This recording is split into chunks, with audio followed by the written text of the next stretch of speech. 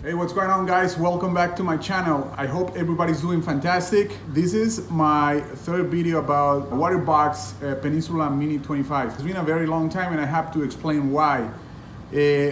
My tank is a pain in the ass. That's the first thing that I can tell you. So after I made the stand, I decided to create like a custom aquascape.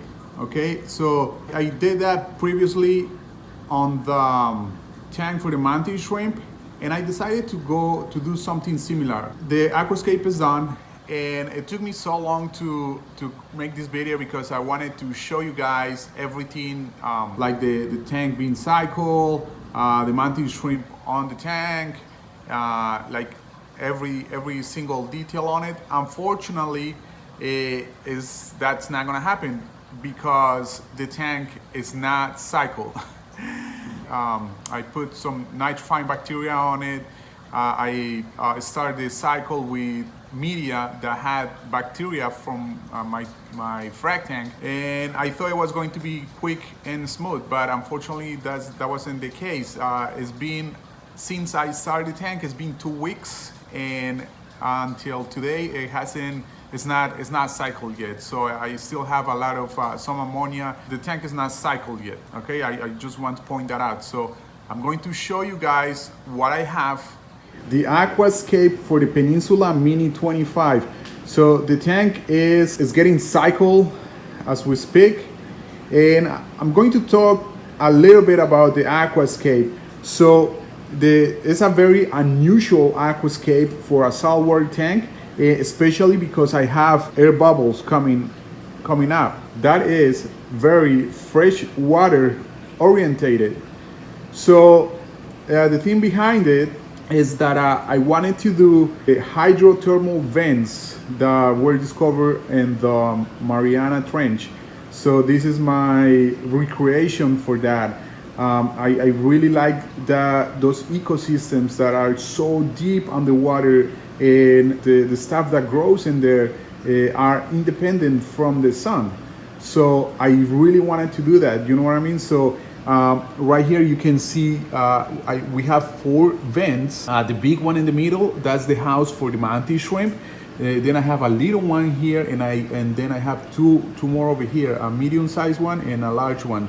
So I have 3 doing the bubbling, which represents like all the heat coming out from underneath the air.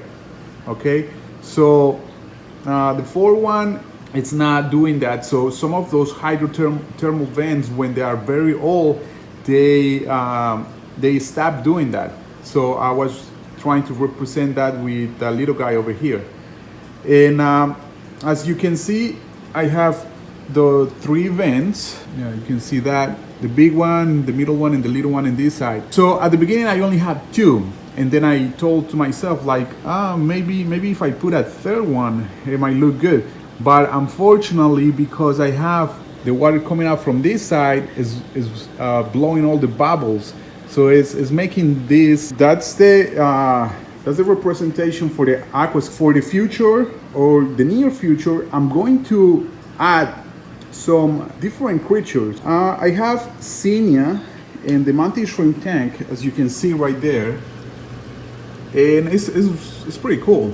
I might add some of that. Of course, the microalgae, I have that. I'm going to add that as well. And also, I want to experiment and try some cocoa worms, maybe some soft coral. So I create, or I make that representation of the deep water vents. Let me show you the filtration. So the filtration here is super simple. Doing the suck right here. I might change that in the future for something like a type of canister that with media in there. In the middle chamber, I have a sponge and cycle media from my frag tank. That everything else, all that stuff is right here. So I have some bio balls on this chamber. And on the last chamber, I have a dosing holder, and that's going to be for my top-off container. And the second one is going to be for my calcium and alkalinity supplementation. I want to try something called all for one reef. Okay, so also I want to talk a little bit about the lid that I have. I made this lid from polycarbonate. As you can see, it covers all the tank, the perimeter of the tank. I painted the back section, so it covers all my filtration. So if you can see, it fits perfect, and I don't have to see none of my filtration right there. Okay, and I use this phone holder to lift it up. So it's pretty good. And here, this is the mount for my AI Prime. Everything is ready to go. The only problem is because the tank is not cycled, I cannot do anything about it. Let me show you right down here. Here you can see this is the controller for the Nero 3, the little one. And down here I have my power. I can put 10 things on there. And here is the air pump. So it's an EHAM 200. I got that from BRS. I want to try it, and it's pretty quiet. I like it, and it has a lot of power. So it has everything that I was looking for. So I really like that the bubbles are coming up, like it looks like the real thing some way. So once again, you can see here the little pump working.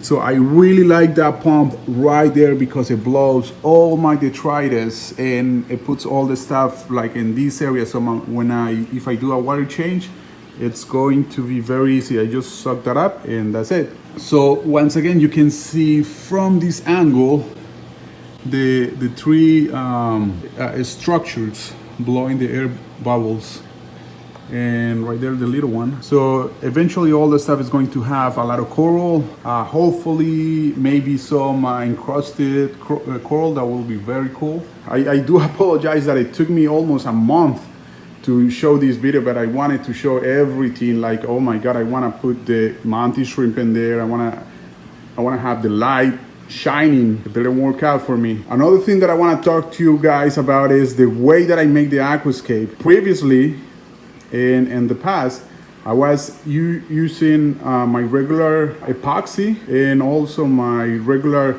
coral glue to do aquascaping. And then I heard about the thin cyanocrylate. It's from Glue Masters. I'm gonna put the name right there. So I give it a try, and the thing is amazing. So if you can see, I use it. All this stuff it was built with that. Two things. First of all, the problem that I encounter with that is it's an expensive glue, a very, very expensive glue, and the only one that supplies that, the only supplier is in the West Coast.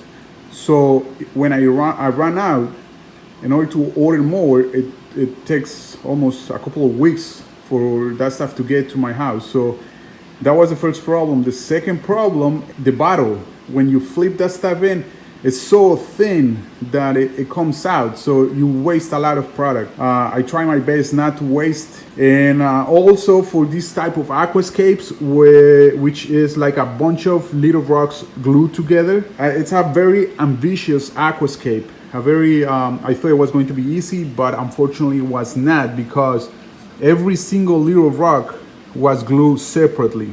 So that's why it took me so long to finish the aquascape. And also, if you see inside there, I use sand to cover all the PVC. So it looks very natural. It looks like a very old rusty pipe inside under the water. So I have this sticker here showing the mantis shrimp that it will go into my tank in the near future. Also, I have a lot of space still. It looks nice, new and pretty. I have my reservoirs right down there. Nothing is on it yet. I still thinking about what if I want to use that or not. Some of my test gear, and that's it. That's pretty much it. The tank itself, I like it because it's very compact. Unfortunately, it has its drawbacks. The water volume is very small. Also, another thing that I want to mention is that I'm not going to use a protein skimmer on this system, because I don't want to ruin like the look of the flat, like the clean look. You know what I mean? All the protein skimmers in the market, they come out from the back, and I don't want to see that. So this stuff is going to be maintained with microalgae and water changes only. One more time, another look for the tank as it sits right now.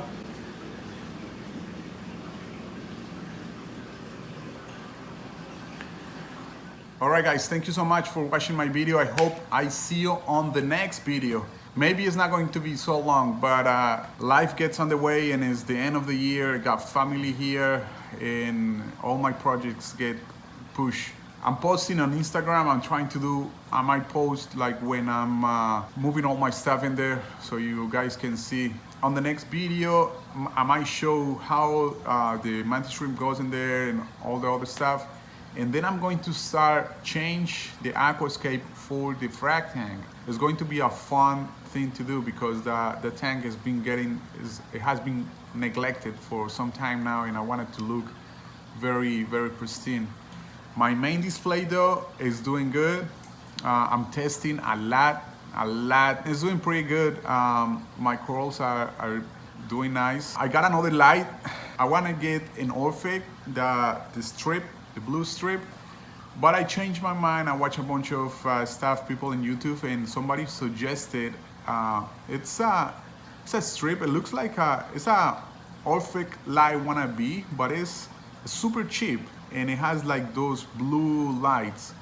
I bought it. It was super cheap, and I want to try it on my tank, see how it goes, how it looks, because I really want to enhance the colors of the coral. The corals are doing good. I lost a couple pieces from last time.